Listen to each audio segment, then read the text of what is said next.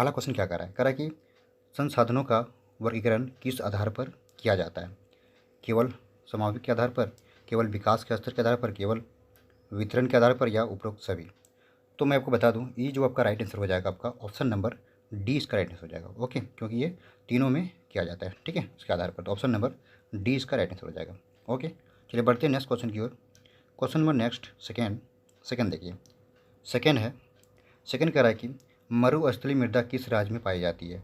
उत्तर प्रदेश, राजस्थान, कर्नाटक या फिर महाराष्ट्र में? ओके, क्या करें, मरुस्थलीय मृदा किस राज्य में पाई जाती है? ये मृदा वाले जो कि क्वेश्चन आपके एग्जाम में बहुत ही महत्वपूर्ण होता है, ठीक है। VVI आपको इसको कर लीजिएगा, मृदा वाले क्वेश्चन आपका पूछ दिया जाता है। ओके, तो इसका फिलहाल आपको लोग का आंसर जो हो जाएगा, ये क्या हो जाएगा, राजस्थान हो जाएगा। इसका फिलहाल जो कि है मरुस्थलीय मृदा किस राज्य में पाई जाती है? राजस्थान में पाई जाती है। तो आप लोग को मन में ख्याल आता होगा कि उत्तर प्रदेश में कौन सी मृदा पाई जाती होगी, तो मैं आपको बोल दे रहा हूँ, ठीक है। आप लोग जो कि क्या करें, सुनिए आराम से, क्योंकि इस जगह कम होने के कारण से मैं नहीं लिख पा रहा हूँ। देखिए, आपको उत्तर प्रदेश में जो कि ये पाई जाती है मृदा किस प्रकार की होगी, आपका पहला हो गया आपका जलोढ़ मृदा, ठीक है।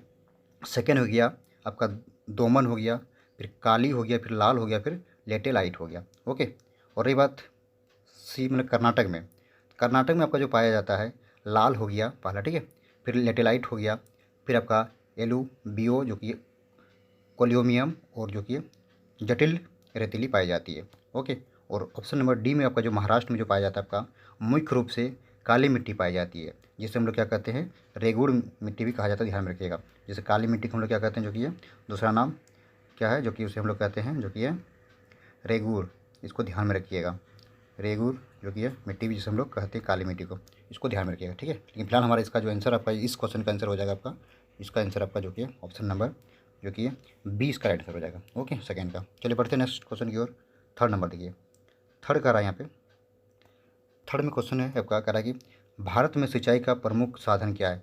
नहरें, तालाब, कुएँ, नलकूप या उपरोक्त सभी? आपका ये सभी हो जाएगा, ऑप्शन नंबर डी इसका राइट आंसर हो जाएगा। ओके, चलिए बढ़ते हैं नेक्स्ट क्वेश्चन की ओर। आप लोग बने रहिए सेशन में, बहुत ही महत्वपूर्ण क्वेश्चन सब है। ओके, चलिए यहाँ पे देखिए, अगला क्वेश्चन है, भारत में प्रयुक्त कुल जल का सबसे अधिक समानुपात किस क्षेत्र में है? उद्योग में, सिंचाई में, घरेलू उपयोग, या इनमें से सभी? बताइए इसका आंसर। इसका जो कि हो जाएगा सबसे राइट आंसर हो जाएगा इसका, जो कि सिंचाई में है। ओके, तो ऑप्शन नंबर सेकंड इसका राइट आंसर हो जाएगा। चलिए बढ़ते हैं नेक्स्ट क्वेश्चन की ओर। क्वेश्चन नंबर फाइव देखिए, फाइव भी काफ़ी महत्वपूर्ण आपका देखिए।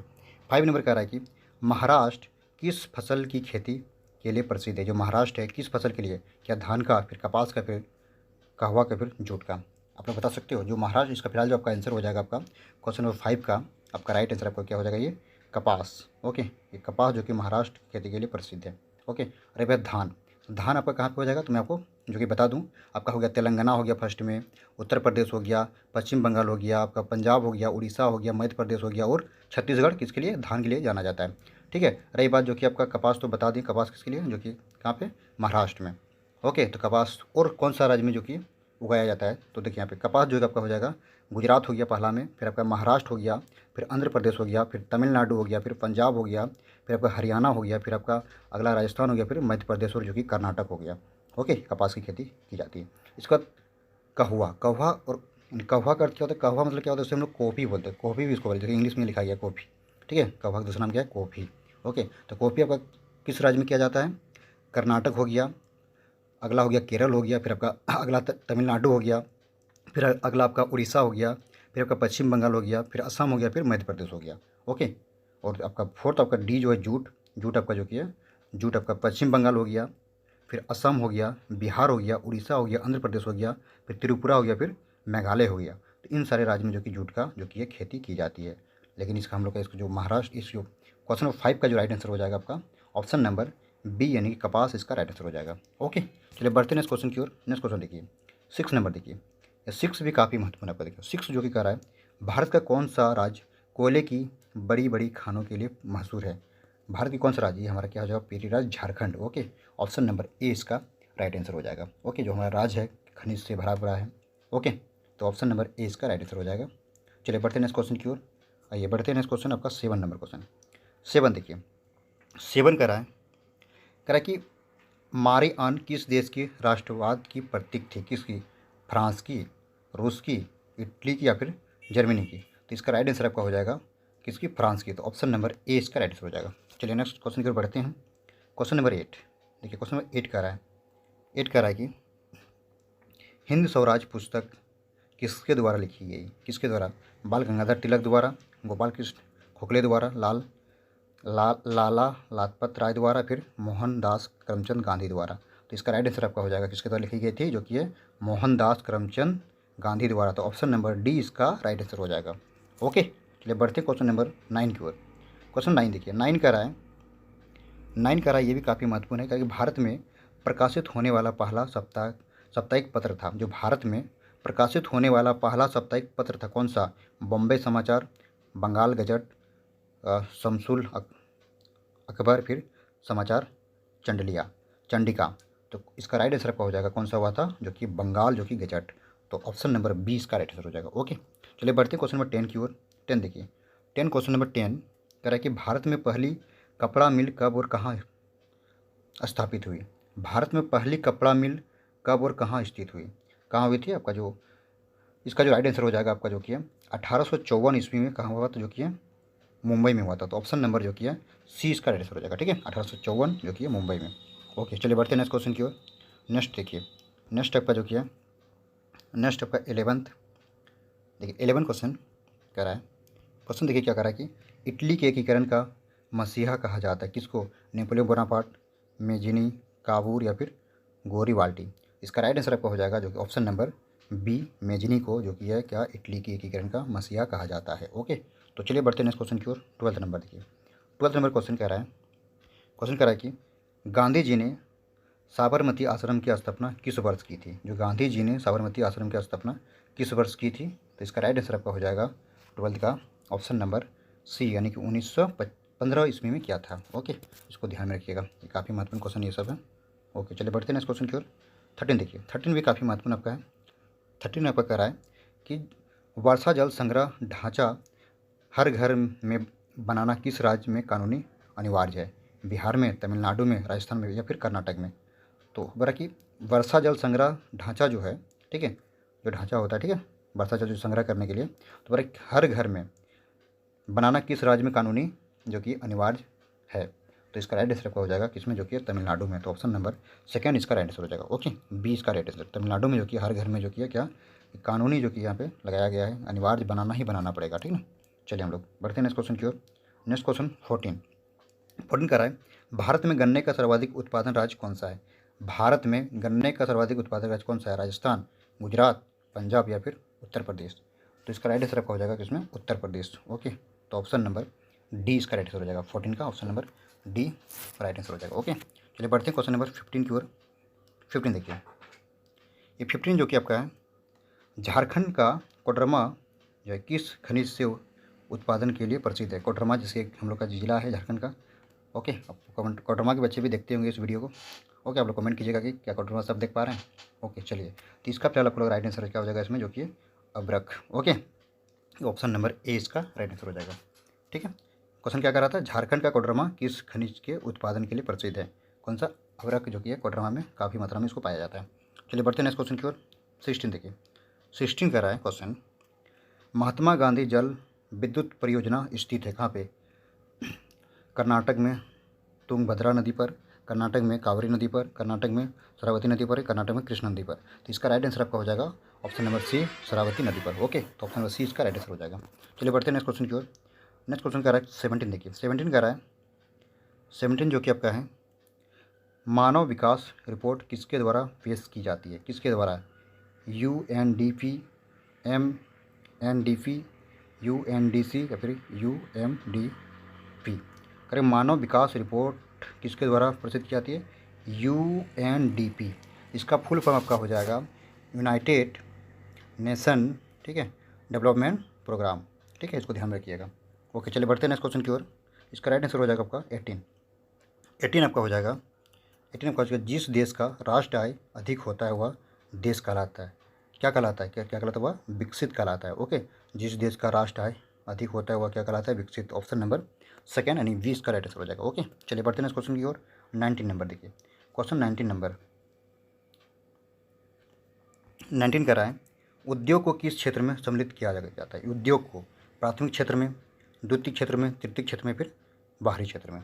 ओके, किसमें इसको रखा गया है? उद्योग को। तो इसका राइट आंसर आपका हो जाएगा ऑप्शन नंबर सेकेंड, उद्योग को किसमें रखा गया है? जो कि द्वितीय क्षेत्र में रखा गया है। ओके, रही बात प्राथमिक क्षेत्र में किसको रखा गया है? आपका प्राथमिक आपका हो जाएगा कृषि हो गया, ठीक है, मछली पालन हो गया, मछली पालन हो गया, डेयरी हो गया, खनन हो गया, ये सब किसमें? प्राथमिक में रखा गया है। ओके, रही बात द्वितीय में, अभी जो आपको उद्योग हो गया, ठीक है, जैसे कि गन्ने, जैसे कि होता है गन्ने से चीनी बनाना, ये भी उद्योग हो गया। फिर चूना पत्थर से हम लोग क्या बोलते हैं? सीमेंट बनाना। सीमेंट बनाने के बाद जो कि एक घर अच्छा से तैयार करना, वो भी हमारा क्या किस में आ जाएगा? द्वितीय क्षेत्र में ये आ जाएगा। ओके, और तीसरा आपका हो गया तृतीय क्षेत्र, जो कि आपका चिकित्सा सेवा, जो डॉक्टर वाले होते हैं उसको तीसरी क्षेत्र में इसको रखा गया है।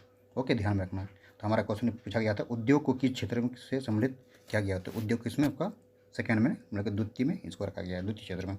ओके, चलिए बढ़ते हैं इस क्वेश्चन की ओर। 20 नंबर क्वेश्चन देखिए, ये भी काफ़ी महत्वपूर्ण है। क्वेश्चन कह रहा है नरेगा 2005 राष्ट्रीय ग्रामीण रोजगार गारंटी अधिनियम 2005 के अनुसार सरकार द्वारा गारंटीकृत रोजगार के दिनों की संख्या कितनी है? ये जो 2005 के अनुसार क्या है आपका इसका राइट आंसर क्या हो जाएगा? 100 दिन का है। ओके, तो ऑप्शन नंबर ए इसका राइट आंसर हो जाएगा। चलिए बढ़ते हैं इस क्वेश्चन की ओर। क्वेश्चन नंबर 21 कह रहा है 21 कह रहा है मुद्रा का महत्व क्या है?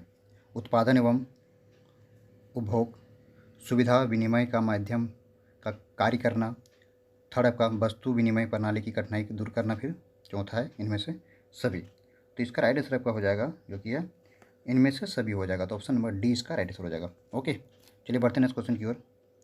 नेक्स्ट क्वेश्चन आपका है 22। देखिए 22 है मुद्रा का आधुनिक रूप है क्या है? चेक, क्रेडिट कार्ड, कागजी मुद्रा पे उपरोक्त सभी। आपका मुद्रा मतलब ये सभी हो जाएगा। ये चेक भी होगा, क्रेडिट कार्ड भी होगा, जो कि कागजी। तो आपका इसका राइट आंसर होगा जो कि ऑप्शन नंबर डी इसका राइट आंसर हो जाएगा। ओके, मतलब उपयोग सभी होता है। चलिए हम बढ़ते हैं इस क्वेश्चन की ओर 23 की ओर। 23 देखिए 23 क्वेश्चन कह रहा है आरटीआई अधिनियम 2005 के तहत कौन जानकारी प्राप्त करता है? कौन? व्यक्तियों का समूह, एक नागरिक, एक पंजीकृत कंपनी, या एक संघ या समाज। इसका राइट आंसर आपका हो जाएगा जो कि है एक नागरिक। तो ऑप्शन नंबर बी इसका राइट आंसर हो जाएगा। ओके, चलिए बढ़ते हैं क्वेश्चन नंबर नेक्स्ट क्वेश्चन की ओर। क्वेश्चन नंबर 24 देखिए 24 भी काफ़ी महत्वपूर्ण है आपका। देखिए ये भारत में संपूर्ण देश की सरकार को कहते हैं। भारत में संपूर्ण देश की सरकार क्या कहते हैं? अस्थायी सरकार, राज्य सरकार, केंद्र सरकार, फिर प्राप्तीय सरकार। क्या कहा जाता है? इसका राइट आंसर आपका हो जाएगा जो कि केंद्र सरकार। ओके, ऑप्शन नंबर सी इसका राइट आंसर हो जाएगा। चलिए बढ़ते हैं इस क्वेश्चन की ओर। क्वेश्चन नंबर 45 भी काफ़ी महत्वपूर्ण है। देखिए क्वेश्चन कह रहा है बेल्जियम की सीमा किस देश के साथ लगती है? नीदरलैंड, जर्मनी, फ्रांस, या उपरोक्त सभी। तो इसका राइट आंसर आपका हो जाएगा जो कि है सभी। आपका नीदरलैंड भी होता है, जर्मनी भी होता है, फिर फ्रांस का भी सीमा लगी है। ठीक है, तो ऑप्शन नंबर डी इसका राइट आंसर हो जाएगा। चलिए बढ़ते हैं क्वेश्चन नंबर 26 की ओर। 26 सरकार के अंग है क्या? कार्यपालिका, न्यायपालिका, विधायिका, फिर उपयुक्त सभी। इसका सरकार का अंग क्या होगा? उपयुक्त सभी हो जाएगा। तो ऑप्शन नंबर डी इसका राइट आंसर हो जाएगा। ओके, चलिए बढ़ते हैं क्वेश्चन नंबर 27 की ओर। आइए, ये क्वेश्चन कह रहा है आपका, कह रहा है कि भारत संविधान में अविष्ट अधिकार है किसका? केंद्र के पास, राज्य के पास, राज्य और केंद्र दोनों के पास है, इनमें से कोई नहीं। तो इसका राइट आंसर आपको हो जाएगा इसके पास रहती है जो कि केंद्र के पास। ऑप्शन नंबर ए इसका राइट आंसर हो जाएगा। ओके, चलिए बढ़ते हैं क्वेश्चन नंबर 28 की ओर। आइए, क्वेश्चन नंबर देखिए क्या कर रहा है। क्वेश्चन 8 कर रहा है जब सत्ता केंद्र और राज्य सरकार से छीन ली जाती है और स्थानीय सरकार को दे दी जाती है तो उसे कहा जाता है, क्या कहा जाता है? वितरण, केंद्रीकरण, पुनर्गठन, फिर विवेकीकरण। तो इसका राइट आंसर हो जाएगा डी, विकेंद्रीकरण। ठीक है, ऑप्शन नंबर डी इसका राइट आंसर हो जाएगा। चलिए बढ़ते हैं क्वेश्चन नंबर जो कि हम लोग 29 की ओर। क्वेश्चन नंबर 29 कह रहा है भारत में राजनीतिक दलों को मान्यता कौन देता है? संसद, उच्च न्यायालय, राष्ट्रपति, या फिर चुनाव आयोग। भारत में राजनीतिक दलों को मान्यता कौन देती है? चुनाव आयोग। ओके, तो ऑप्शन नंबर डी इसका राइट आंसर हो जाएगा। ओके, चलिए बढ़ते हैं नेक्स्ट क्वेश्चन। ये लास्ट क्वेश्चन आपका। चलिए यहाँ पे कह रहा है कि लोकतांत्रिक सरकार उत्तरदायी होती है कैसे? राष्ट्रपति के प्रति, मुख्य न्यायाधीश के प्रति, प्रधानमंत्री के प्रति, या फिर लोगों के प्रति। इसका राइट आंसर हो जाएगा लोगों के प्रति। ओके, तो आप लोग के बीच मैंने जो किया है टॉप जो किया है 13 जो कि ऑब्जेक्टिव क्वेश्चन मैंने बता दिए, काफ़ी सेलेक्टेड क्वेश्चन था और गेस करने के बाद ये क्वेश्चन मैं आप लोग के बीच में लाया था। ओके, तो आज का सेशन आपको कैसा लगा हमें कमेंट करके ज़रूर बताइएगा। ओके, उस वीडियो को लाइक और जितना हो सके अपने दोस्तों में इस वीडियो को शेयर करें ताकि उसे भी इनकी जानकारी मिल सके। और ये क्वेश्चन काफ़ी महत्वपूर्ण था। ओके, और मैं एक बार फिर से कर रहा हूँ, ये क्वेश्चन जो कि काफ़ी गेस करने के बाद में लाया था। तो चलिए मिलते हैं अगले वीडियो में, तब तक के लिए ओके बाय।